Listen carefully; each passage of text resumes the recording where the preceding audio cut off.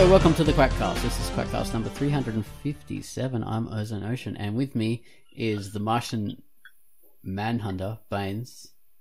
Hello. And the Mind Hunter, which is Tanserine. Hello. And the Body Hunter, which is Bitface. She's after Somebody's going to be hunting your body if you call me that again.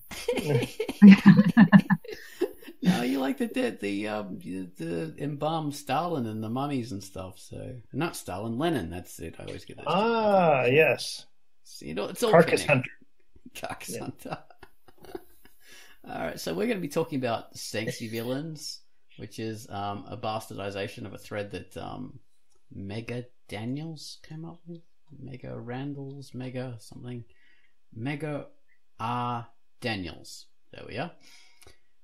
And that's based on that. But first we got to get into our traditional things, which is our featured comic. The featured comic this week was something I came up with, which was Chunky Skunk. So take it away, Ozone Ocean, with Chunky Skunk. Hello, I'm Ozone Ocean, and my feature for the week was Chunky Skunk.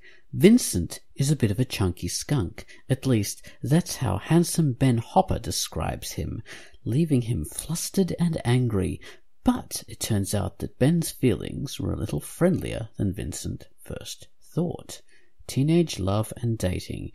This is a cute romance comic about awkward young love between high schoolers. They just happen to have some animal traits, fairy tales and ears. The art is all digital, in full colour and stylized in Jamesy Cat's, that's the fellow's name, own particular and very recognizable style. The story moves along at a nice fast pace, following the developing relationship between Vincent and Ben, and introducing us to Vincent's friends, Ethan and Maddie. So you should read Chunky Skunk by Jamesy Cat, and it's rated T. It's a fun little comic. Nice, very engaging artwork, quite happy and joyous sort of artwork, and good depiction of these very friendly looking characters. It's quite a joy to read. It really shoots along at a nice pace. There's not too many pages, so it's very easy to get into so far. There's no intimidating archive to scare you away, and you'll enjoy it. It's funny, romantic, and charming. So I hope you like Chunky Skunk. Read it. And that was Chunky Skunk. Next up, we have the featured music by Gum Wallace. And the music this week, let's see if I've got it. It's Really. That's what it is, Really, which was the featured comic that Quai came up with a few weeks ago. Ah. For real? For real? Really? For reals. Actually? So this one is ultra poppy, Daft Punk-like. It's bouncing with joy and enthusiasm. This one wants you to get up and go. It wants you to do it now. Really. Take it away, Gum Wallace.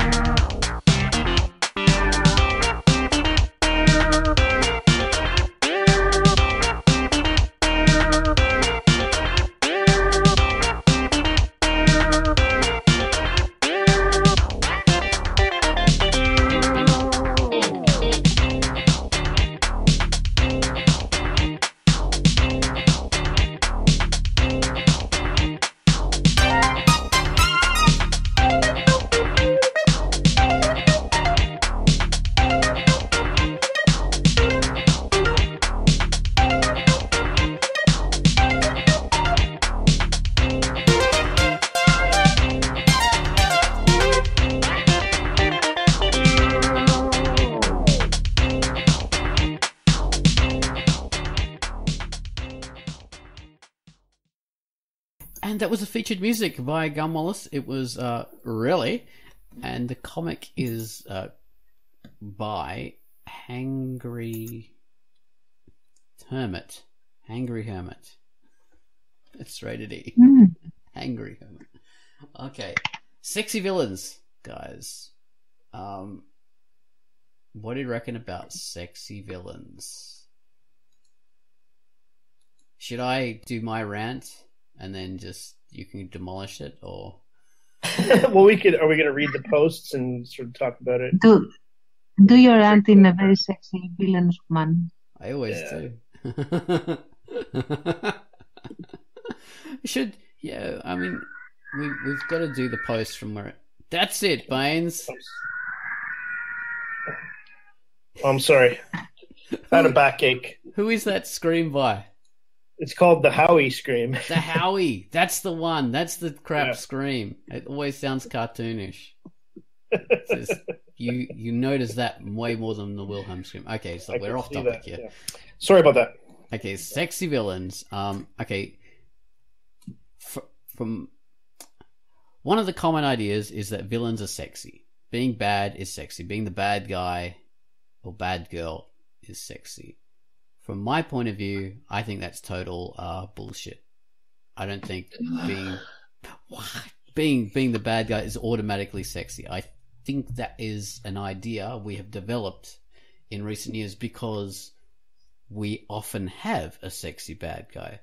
But bad guys are given those traits deliberately in order to make them interesting or to make you sympathize with them or to make you sympathize with them or to change your perception as a reader or as audience in order to manipulate you. For example, the femme fatale.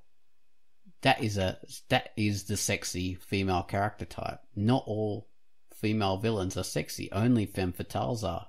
That's why they're given that name. You know? That's a deliberate thing. It'd be impossible to say that all female villains are sexy because they're not all femme fatales. That's a very well established trope. And for sexy, go on.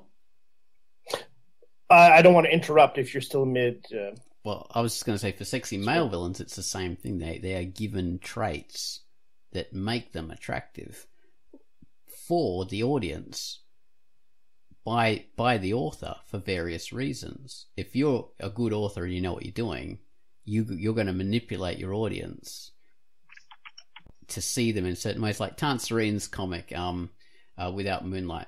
So, or even The Brave Resistance. You've given Ludger aspects of attractiveness as opposed to Hackett, who is definitely not attractive at all. He's a bad guy who is just awful. Yeah. I was going to say you forced us to find Hackett attractive. Why'd you manipulate us like that? In my comic Pinky Chair, I've got Cece, who is a very sexy sort of person because she has a sexy figure. Now, I've done that to give Pinky a foil because Pinky is an attractive woman, so we have Cece, who is an attractive woman as well, so you can't sort of pick one over the other as being your favourite or based on looks, or based on attractiveness. You don't automatically hate the villain because of the way they look. You deliberately manipulate the audience that way. Being bad doesn't make her sexy. Having a great figure does. And dressing well. And she's not dressing well just because she's bad. She's dressing well because I actually designed her that way. She hasn't got a heart. One thing that I have to wants it. I'm just drawing that way. Yeah. Go on. And due to the conversation that we had before this, we're probably going to tend to use power and badness interchangeably in this cast. Mm-hmm. That's what we've been doing. But that's one part of it, I think. Yeah, the power is part of it. Power. Do we want to bring up some of the posts, and or do you guys want to chime in? Well, I would say all things being equal, it's possible that there are quote unquote bad bad guy or bad girl qualities that have a sexiness to them. That doesn't mean all villains are sexy, of course not. Yeah. But I think there's something there. I mean, the Betty and Veronica phenomenon, right? They look identical. Yeah. And you could say maybe Veronica is more sexual or something like that. It's possible, but she's she's difficult. She's kind of it kind of falls into what your thing is at the end of the day, I think. And while I agree with Oz that power in itself isn't necessarily inherently sexy, I think it can contribute to sexiness. And there's something about it that I can't put my finger on that works in some cases and doesn't work in others. And it's not always just down to looks, I don't think. No. Looks are part of it for sure. But that's one of the reasons why I don't think I'm going to be saying much on this cast, because there's something here that I don't know how to talk about. Okay, attitude and confidence is a big part of sexiness in reality and comics as well. So that's part of what you were talking about here, that undefinable thing.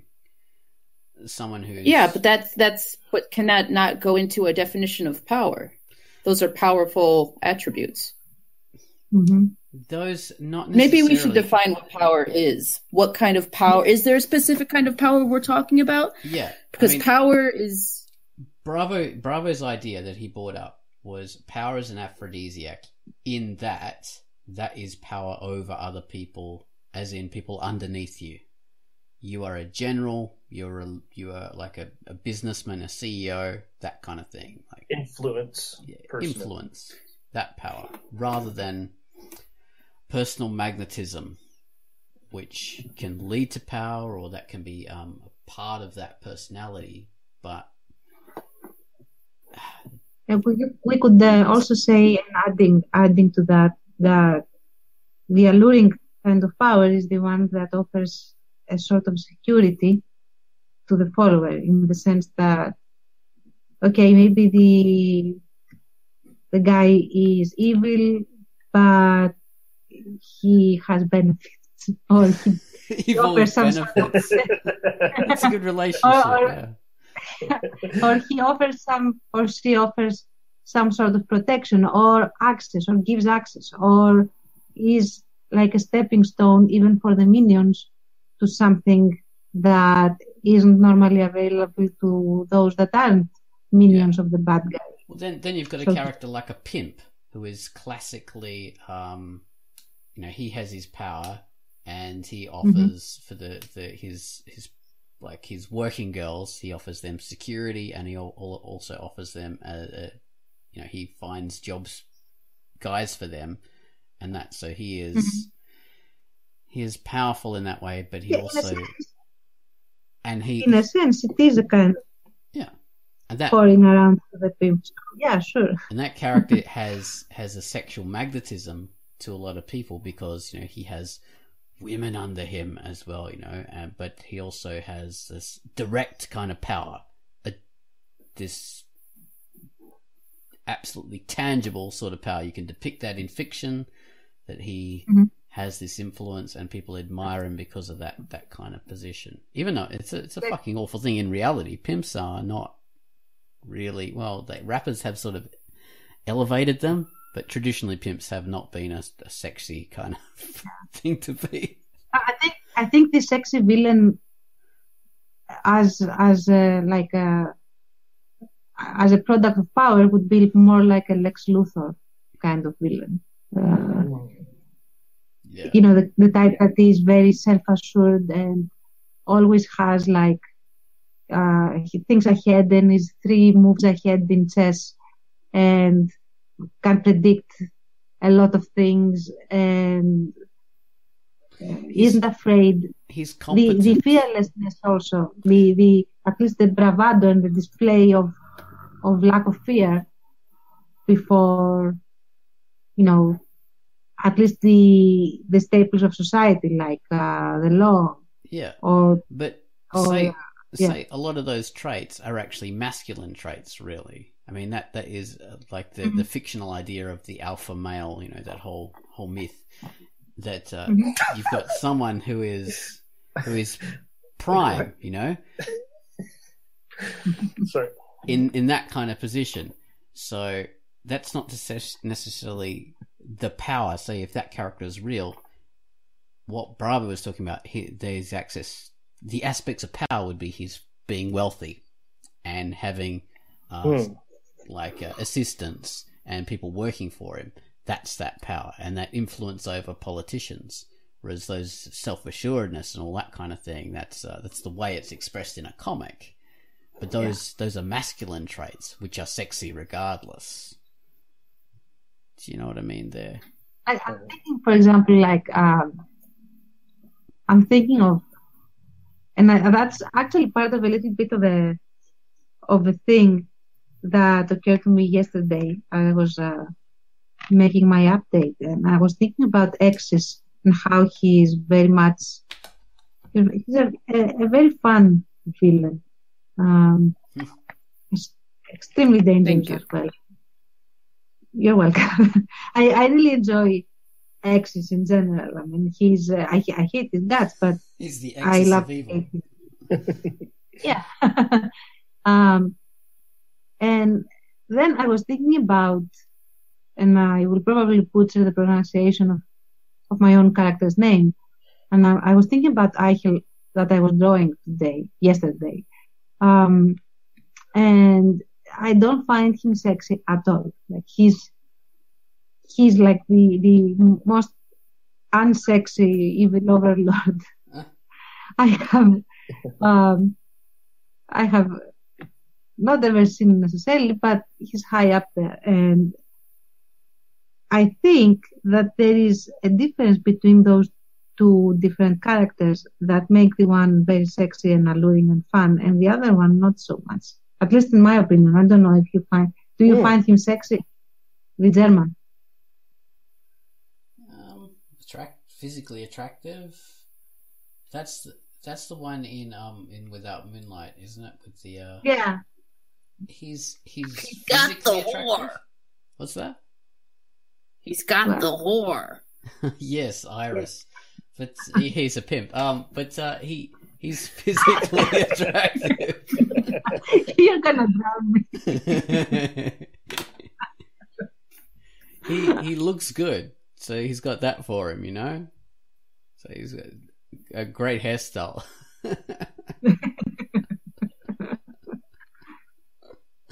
Looks like something has died on his head, in my opinion. But okay. Go by hairstyle alone, yeah, he looks good. So yeah, I don't know. Don't know too much about his. The thing is, too, though. Yeah, we haven't. I mean, we've seen some glimpses of his power, but we haven't really. I mean, we've seen him giving orders and stuff, but other than that, I don't know. Like his power as a powerful character isn't necessarily super forthcoming with his identity. I mean, like you assume it. You absolutely assume it, and you've, like I said, you've written him giving orders and stuff. But like Oz was saying, I don't feel like I know him enough to really make that call. Like he's physically appealing, but like he's just kind of he's there. He's there to be destroyed later on, I think. He's got a great uniform. That's I don't know him. But yeah, so far, I mean, we're really getting into all the machinations now, I guess. Yeah. But that also is an element. Like how much of the power being wielded do you show? And to what extent and how much do you focus on it? Absolutely. And, I kind of take back what I said before, because, I mean, we see his power in other ways. Power comes out in the way that you conduct yourself. We've seen his power over Bohm and stuff like that. So he's... Never mind, I retract what I said before. But no, but actually that is right, because there isn't any sin. I mean, yeah, if you think about it, you can see the extent of his power and everything, and how much he has power over life and death. But there isn't a scene like there is in Nexus, for example, when the way he talks with other villainous creatures or villains, and the way he conducts himself with with bones and everything. He has this flair to himself that indicates more, like brings more focus, that okay, here is your overlord that is basically invincible. Even in the final battle that you are depicting right now, until the very end, he had this very crazed look of the one that is going to basically berserk himself to victory. And that is also an element of power. I mean that he is on a constant power trip axis. Yeah. In all the scenes that I have seen him in, or at least that I recall right now.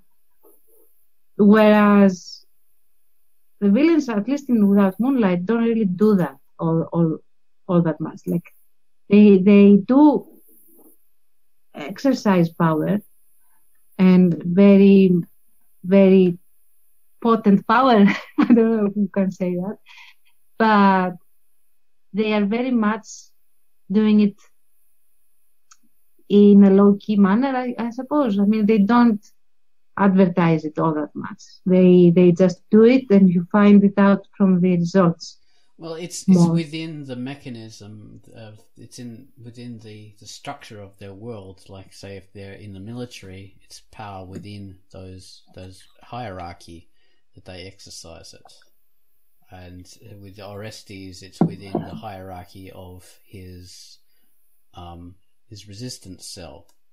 That's where he exercises his power. So you don't see all the workings of that, because that's implied. But that's how it has to be. It's implied, but it's maybe most effective if you do. And I'm not talking about most effective in a general story way. I'm talking about most effective if your aim is to show an overreaching grip of that character's power. Then you want to show that reaction in people further under them instead of just implying it.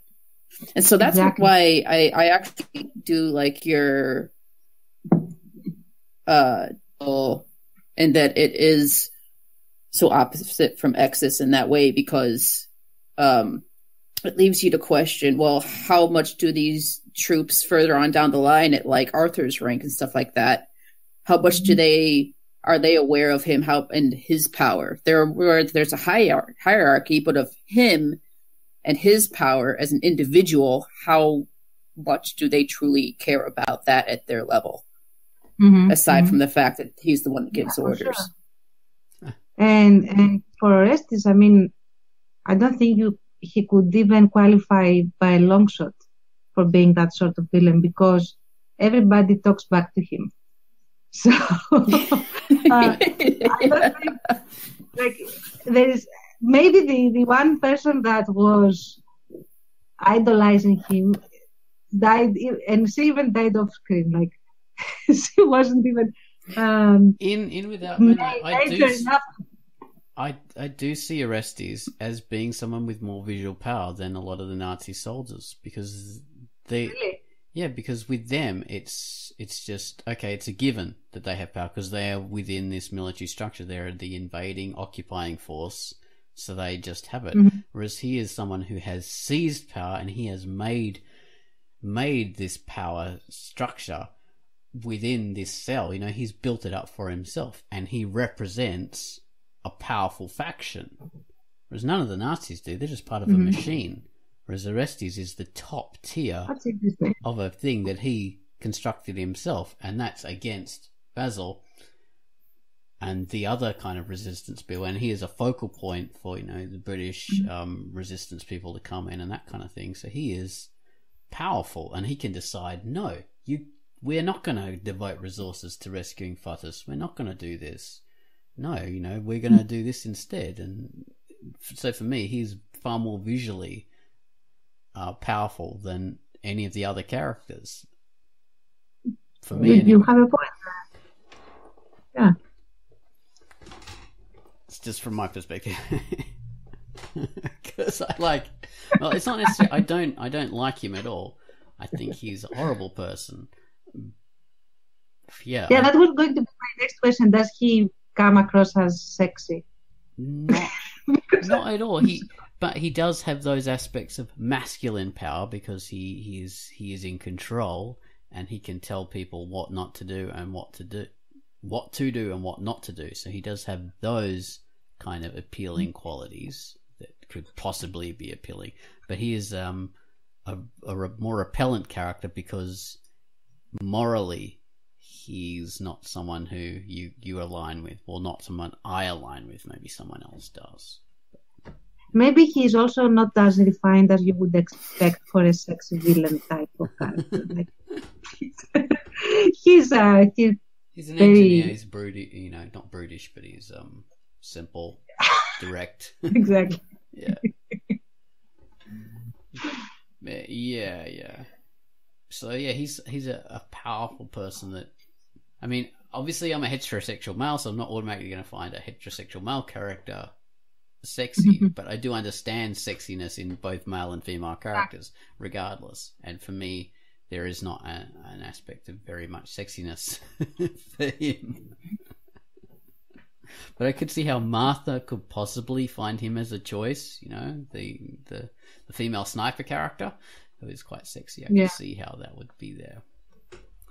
But yeah, that's my position there. Well, look, in Putrid Meat, we have different axes of power there. So we've got the Exus, of course, but we really don't see more like sexist at this point. Oh, so but our axis of thank you.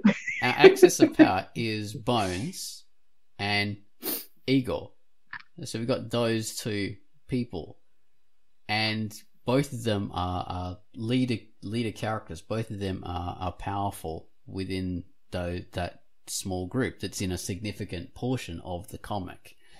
So we have both Bones and Igor sort of, having this team rallied together and, gathered this group of people together and sort of wanting to send them on different paths or, lead in different ways. But do you find Bones more sexy or Igor more sexy? Because of that. I think Bones is the sexier character because he's the focus, because he's a main character. Yeah. That happens pretty easily. I noticed too that makes people sympathize with him easier without necessarily having answers to certain key questions about him. So I think when you're main character, you get passes like that kind of naturally. Yeah, exactly. He doesn't have to be a good guy so much, but he's always on. He's the lead singer, so he's got. Yeah. It's also maybe a permutation. I don't know if it's like goes against the idea of power. It's just a different kind of sort of power. Is like the wild character, the rebellious, the independent, the sort of outside the polite kind of norm. Yeah, that is a sexy quality that's maybe separate from the influence over others or leadership or whatever.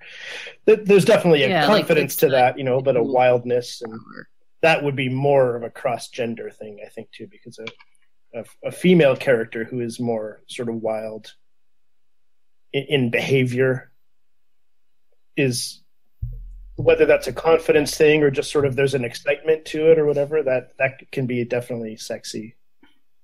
Well, that goes back to one of the things we had in a podcast ages ago. It was the active and reactive characters.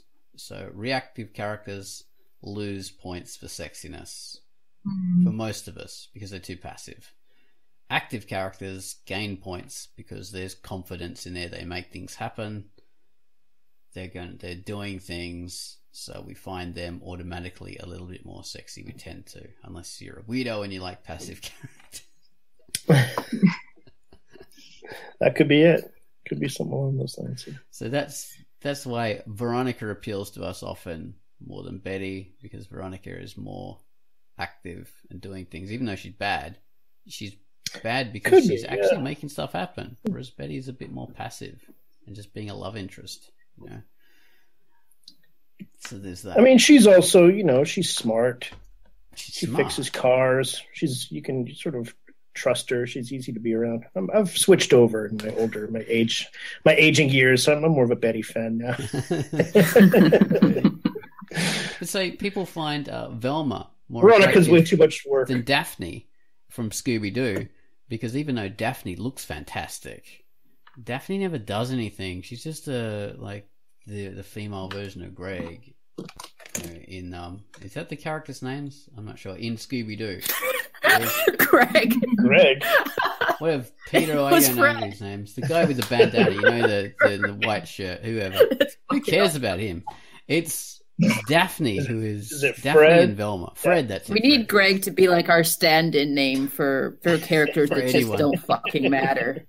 Well, yeah. And so Velma is the one people go for. You know, even though she's not traditionally sexy, she's short, she's a bit wider than Daphne, and she's got the glasses and everything like that.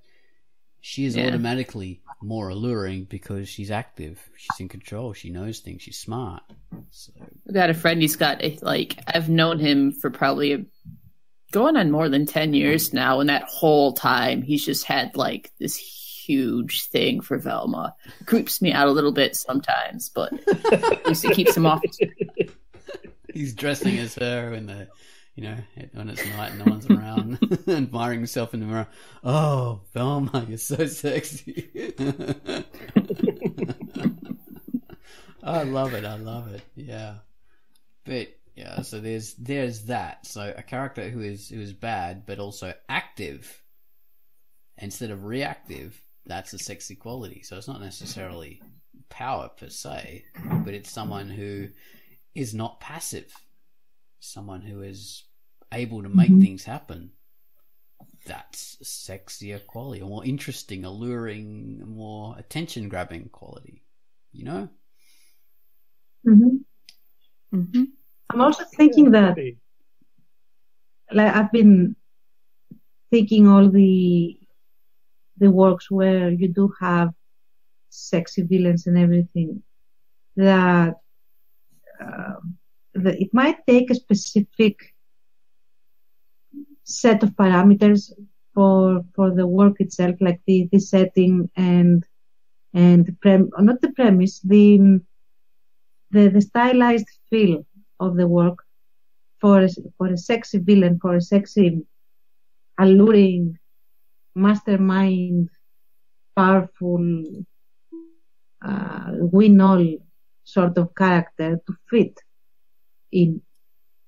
Like, there could be, you have to have larger than life characters, first of all, in your comic or in your narrative work, in your novel, for example, to have this person fit in with the rest of your cast, because otherwise they might feel out of place. Like, for example, if you have, like, Lex Luthor is awesome, for example, as a villain, but he is in a place where you have flying people with superhuman strength that play ping pong with jet planes or something.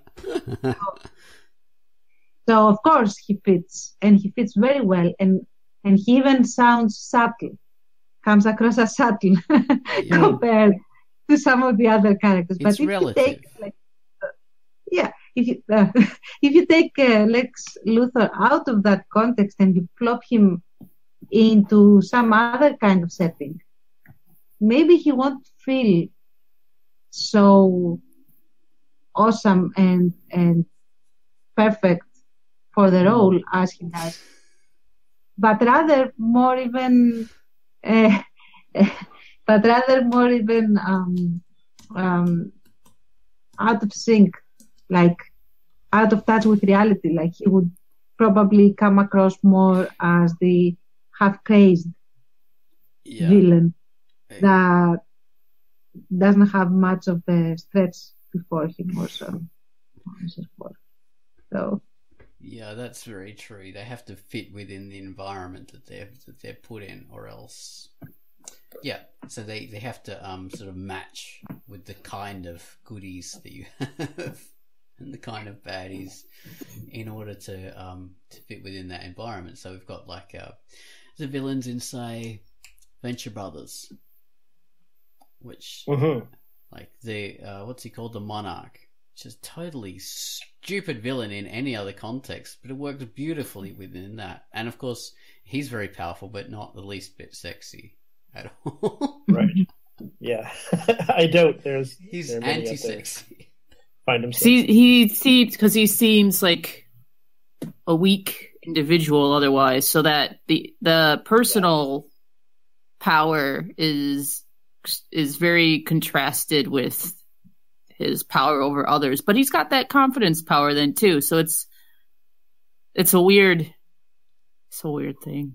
Yeah, he looks nerdy. He has a nerdy voice, although he is able to control minions, and when they displease him, he can kill them if he wants.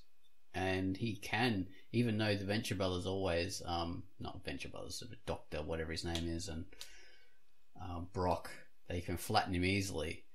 He is able to flatten anyone else easily, though. So he does display his power over, other villains quite often. I love that show. I love it. Whereas in reality, though, Brock is the sexiest character. There's no character who is.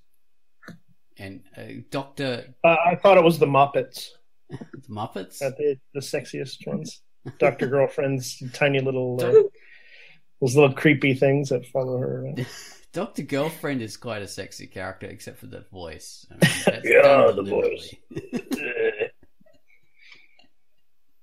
So that's an aspect you're manipulating the audience. So you make her like the super sexy femme fatale character, and then you give her a deep smoker man's voice to mess with your audience, which is, that's my point.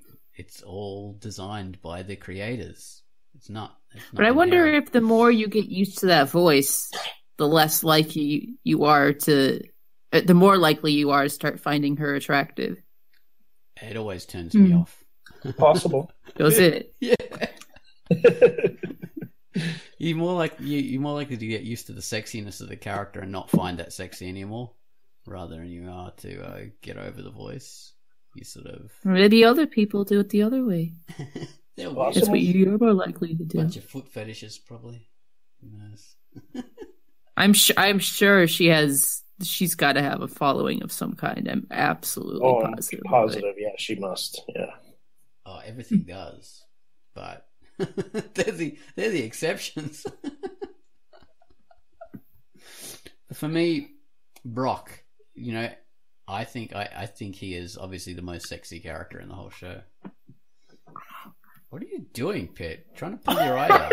No, I'm fucking bored, and so I'm playing with my face in the monitor. Shut up. It's gonna rip your eye out and show us what it looks like from behind. So much archaeology. Let's think of some other examples. I mean, all right. So, tell us, in typical Strange, this is a more villainous. So TK is more of a villainous character within the ensemble cast. Yes, I wish I knew a little more. People haven't really commented that much on the sexiness of the guys at all. There's been some commentary on the female characters, but I definitely have heard a tiny bit, not big enough to be a real sample of Holly and Abby there, so they have the sexiness sort of cornered, and TK has no, sexiness. not at all. No? Oh, I suppose you've got the penny kind of. I've heard like commentary on TK, but just a little bit. That people like him. They like that he's a bad boy. He's a chaos-oriented guy, and well, he's confident. He's confident. Yeah, he has the strength of his convictions, even if his convictions are, don't make a lot of sense necessarily. Yeah. People are into Penelope. I had a bad girl character who people were into, but she was very sexual. It might not have been her villainous qualities that people like. They kind of love to hate her, kind of thing. Yeah. People really like Penelope for her personality, I think. Okay, so she's got innocence. I don't have a lot of villains. I did have one villain show up who was a sort of a big, good-looking football player-looking guy who. There were some comments that I assumed to be like female readers were liked him. Yeah. So why did you choose to make him attractive? He was the little. If you know my comic from a couple of years ago, you know that the little midget character who's sort of a James Bond / I don't know, government agent type character, but he's only like 3'5". He's a tiny little guy, old, and my character's got like sort of embroiled with this guy. So I made his partner who betrayed him, who was this villain. I wanted him to be a contrast, so he's a great big, good-looking guy. I wanted him to be sort of impressive, and that allowed me to kind of subvert that later a little bit. But, okay. So you deliberately made him attractive for those. I made him a contrast. I didn't expect people anyone to say he's attractive. That surprised me a little bit. But being tall and being, muscular, that kind of thing, are attractive qualities. I guess so, yeah. It's like, say, Ace Kincaid, my character, sort of, bit of a villain in Pinky TA. I deliberately made him Mr. Handsome Adventurer type because I wanted to have that that subversion. You want the audience to find something about the character to go for, to root for. This blonde, attractive fellow in a flight jacket and all this kind of stuff. You want them to go for him so you can turn it around, and so you don't just get the people to hate him. There's something to love about the character as well. So it's deliberately done. He's just not automatically sexy because he's a bad guy. No, and I don't. Yeah, so I wouldn't argue that. I think before when I posted in the forum, I was thinking of that a little bit, but I felt that that's not a rule across the board, and now it is something that's very. I'm trying to think of characters who people call sexy just for their power. And it's hard because there usually is. Okay, let's see. Tony Soprano. What was that? Yeah, that was the one that you mentioned earlier. The I don't know how widespread that is, but I think Tony people do. Huh? The Joker and Tony Soprano. What? The Joker? Yeah. Oh yeah. That's so odd. Because the Joker, see, to me, and this is my own personal taste, but the Joker, because what I posted before, and the thing that I had posted, I was kind of wondering why I thought certain power characters were sexy while others weren't. And I like when they can be silly and weird and stuff like that, but I'm not attracted to the Joker, and he's like the silliest bastard of them all. And I think the reason why I found for myself, at least, is he's too chaotic. Like, that's dangerous territory. Like, that's like rapey territory, kind of. Like, that's creepy. But other people do like him quite a lot. So maybe, I don't know, I guess just different tastes in that aspect. Well, I don't know. I'm rambly, so he's chaotic. I don't think he's rapey at all. He's just tortury and murdery. Well, in that particular, I think if he found it funny enough, he would be rapey. Yeah, in that particular comic with the Batgirl and everything, he doesn't look rapey. like that. He has that stop point. Right. Like, yeah. I can imagine him doing that. True. Yeah, me too. Think about the way he's drawn too. Even though he has like a white face and a weird smile, he's got high cheekbones and a good build and all that kind of stuff. So he's not an automatically ugly guy. Even though he's weird, he's still alternatively, he could be seen as good looking. He's not. And he has managed to mentally subjugate to the point of extreme subjugation a very beautiful looking woman who was also a scientist, and actually a scientist trained specifically not to be easily manipulated by the likes of him, while he was in the most typical context of being incarcerated for manipulating, for being crazy, for being an outcast basically, and ill and everything, and she still fell for him. So that is a lot of power being wielded over that one particular person that and supposedly had a lot going for her. And I'm going to have to add, and this will go more to your point, Oz. I would say, at least, I think when people started really getting a crush on him, at least this day and age, that would be more with The Dark Knight. Is that the one? Yeah. And that was before Harley Quinn was a thing in the movies. And that was mainly because, he's still that evil and stuff like that, but he's also, like you were saying before, Oz, good looking. He's a good looking guy in that movie, and all they did was smear makeup on his fucking face. So, this is making me think a little bit more. I still would say that being that bad powerful still has something to do with his allure, but it's not wholly that. It's also his good looks, definitely. Right. And also the dialogue that they write for him is very clever. It's clever dialogue, and it's very quick-witted.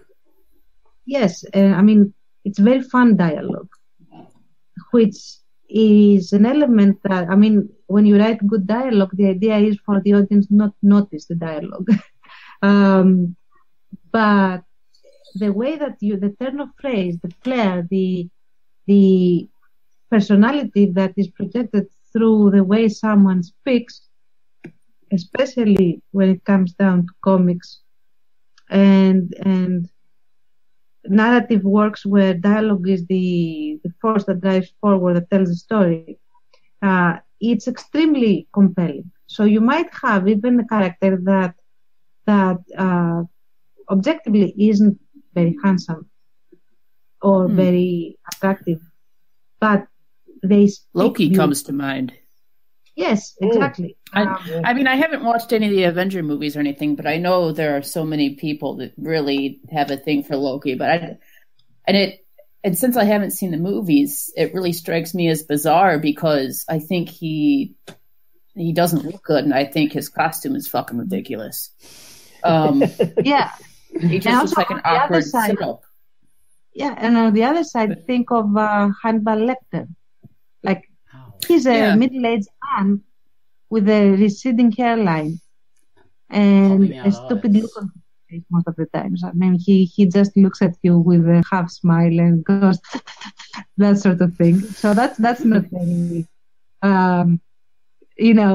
elegant, sexy or whatever, but his dialogue, at least the movies that I have seen with him and the snippets, is very, very well crafted. And that brings a big level of his allure as a villain. And I have had conversations with people that find him sexy. Personally, I don't. But I do find him entertaining as a villain. So I think definitely, again, we come down to behavior and how the character is written more than how much power they wield or how handsome they are.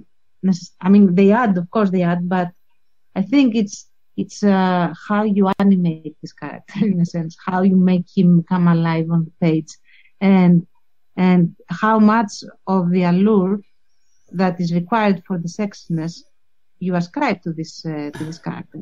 Yeah, I mean, so femme fatales are sexy not just because they look sexy and dress sexy, but they are seductive speakers, and the things they say, like in those noir movies and stuff like that, are designed to be sexy, and that's all through the dialogue and the speech.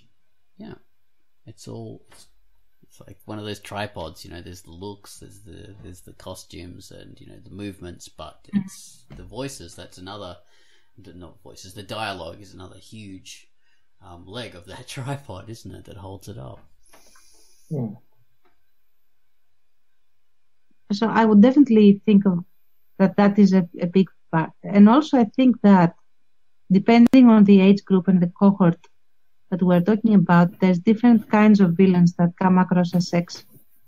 Like, for example, what Pete said, I also don't find the Joker very sexy at all.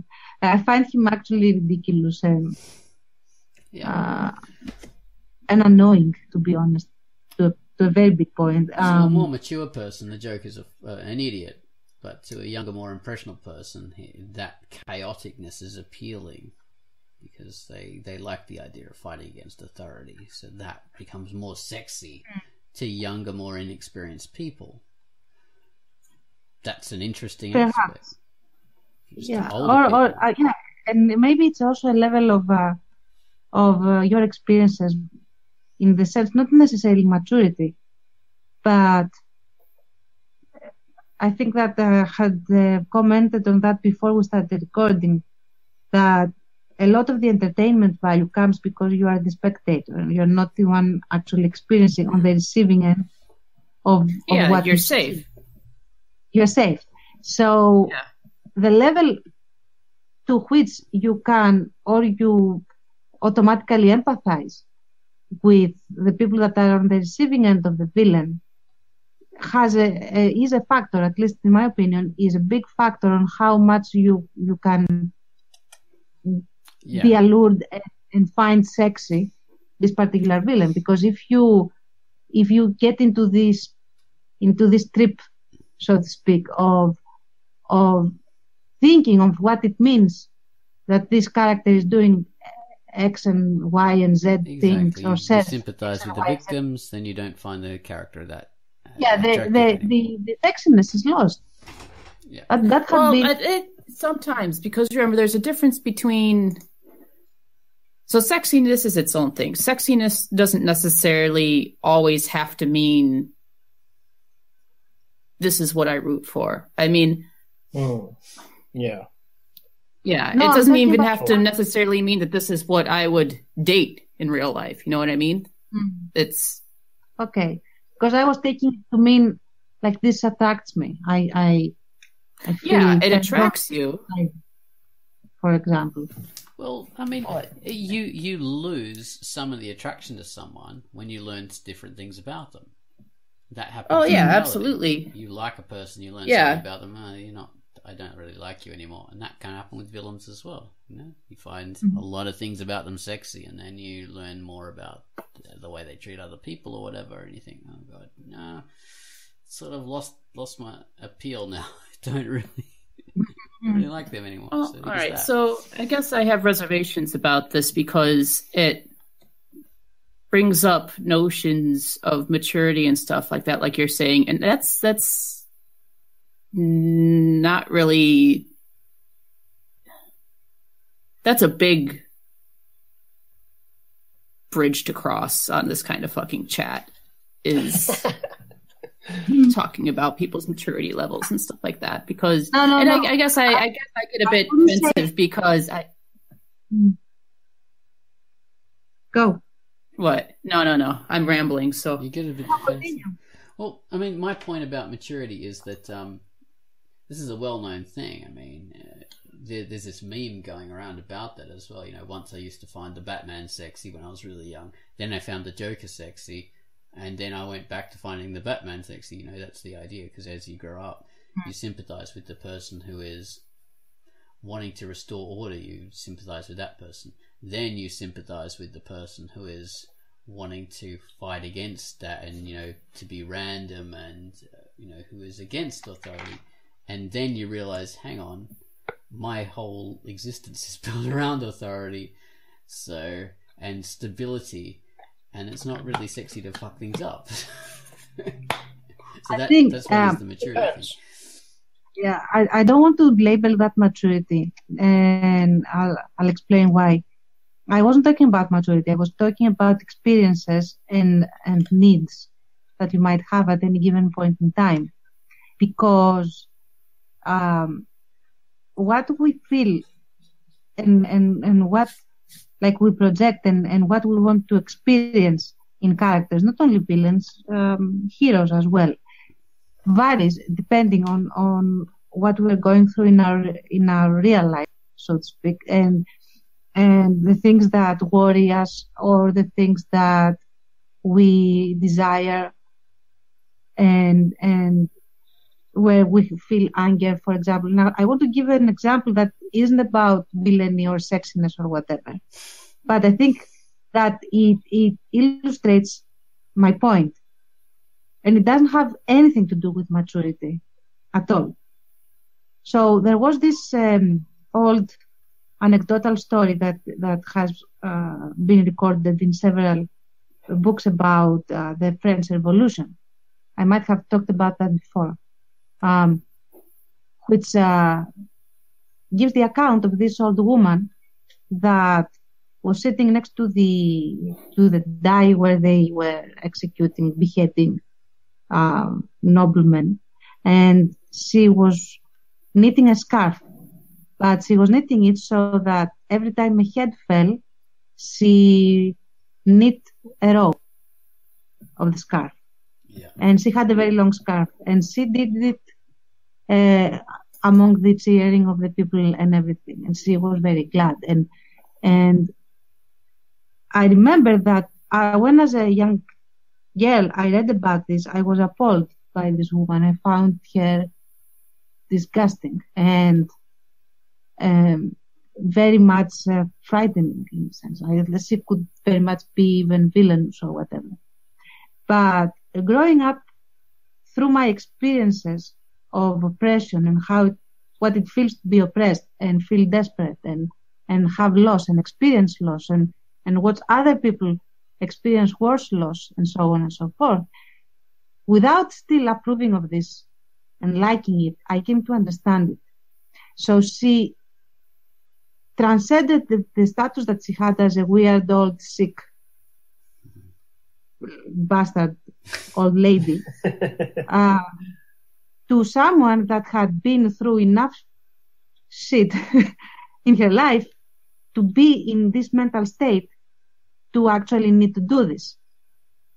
So what I mean to say, that doesn't mean that I wasn't mature enough earlier on that particular matter. It's a direct relationship, a direct result of what I have been experiencing myself in my real life. So what I mean to say is that what we find sexy and alluring has at least a level of relationship to what we need. Like a person that finds the Joker sexy might need the chaos because, for example, they are very much boxed in their lives, and they feel the need for something to break something very stifling around them. For example, I'm just making a fiction. Yeah. I mean, it's a good point. That doesn't mean that this person wouldn't be mature as a person. Yeah. It's a sheer need. All right. But I have to say that I am very much worried when I see certain things being hyped, as I said before, being hyped by the media as being very cool and being presented as such to very young people, like teenagers and such. For example, the relationship between the Joker and Harley Quinn is terrible.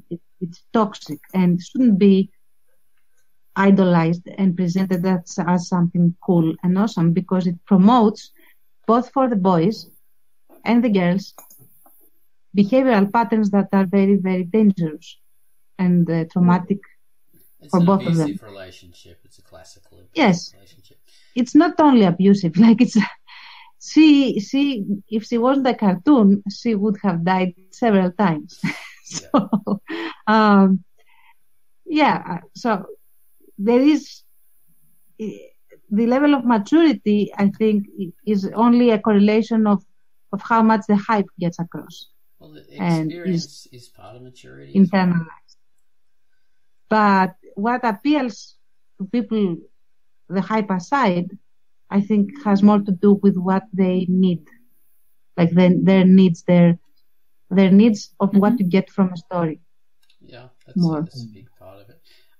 One thing, I mean, we're running out of time here, really, but one thing we sort of glossed over was that Pitt mentioned that she didn't understand the sexiness of Loki from the Marvel movies, and I just want to chime in on that, because I didn't understand it from a physical viewpoint. Well, when you watch the films, you'll get it, because this is another aspect of sexiness that I mentioned in one of my posts, in that, okay, Thor is an appealing character for one set of traits. So he's the big, buff, muscular guy with a beard and everything like that is traditionally sexy. Whereas Loki is the tall, thin guy with the high cheekbones and the cultured way of speaking. So he appeals to another set of, sexy traits to, other people who find that kind of thing sexy. So this is the traditional thing of contrast that we often have. And a lot of villains play to that kind of role. So you'll have the good guy as being the buff, attractive, muscular kind of guy, and you'll have the bad guy as being a very thin, finely chiseled kind of face, very bony kind of looks, and having that kind of more refined way of speaking as a contrast. But those traits are given to that character because they appeal to a different kind of demographic, and they're still sexy in a different way. Do you know what I mean? Like, say, Bravo brought up I think he deleted this post, but he brought up the idea of in Robin Hood, Prince of Thieves. So we've got Kevin Costner as the good guy, Robin Hood, and Alan Rickman as the bad guy. But both of them represent two sexy archetypes. You got that blonde, handsome American good guy, and then you have the English guy with the dark hair and the high cheekbones and the more refined way of speaking, those are sexy traits, and that's why he was cast in that role. He wasn't just didn't happen to be sexy. They picked him out for that role deliberately because he has those traits.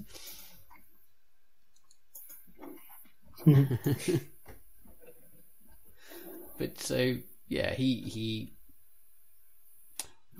that was with Loki. Loki is an archetype, even though from a still shot you wouldn't automatically find him sexy. But in the movie, watching that idiot Australian guy they've got playing Thor, I think he would lose a lot of his sexiness for people because he's just a dumb, simple kind of guy. And maybe that is appealing to some people, but it's sort of limited in appealing. Whereas Loki is sort of clever. Yeah. And yeah, I think also that Loki treads on the line of being an anti-hero more than a villain. Well, I haven't watched it, but it gives that impression. Yeah, I mean, in the first Thor movie, no, but then they do open that up because he sort of becomes more of a not really directly opposing Thor, so he becomes more of the anti-hero. Whereas in the first Thor movie, and then the next one that he was in, which was the Avengers, I think. And then he's just a standard sort of villain in that one, and he becomes more of an anti-hero. So yeah, that's the Loki thing. Should we add anything more? Because we're sort of getting over time. So I don't want to dominate the end here. I'm good. Well, that would make you sexually appealing, though, if you do. Like, you would display your power. That's right, yeah. I that designed the whole Quackcast to do that already. So. Okay. Well, yeah, so this is the whole thing. So villains, sexy villains, confidence, power, what constitutes power? Is it just political power or rank, or is it personal power over individuals? So what all the things that contribute to sexiness, what are they for a villain? Because we talk about sexiness by itself. So is it just because they wear so much black? Maybe that's it. Black's a sexy color. Yeah. Black leather. That shiny leather. Yeah. All right. Well, there we are. Thanks, guys. That has been the Quackcast number 357, the sexiest evil Quackcast. Just in case you want. All right, let's stop it. Yeah. Bye. Bye. Bye.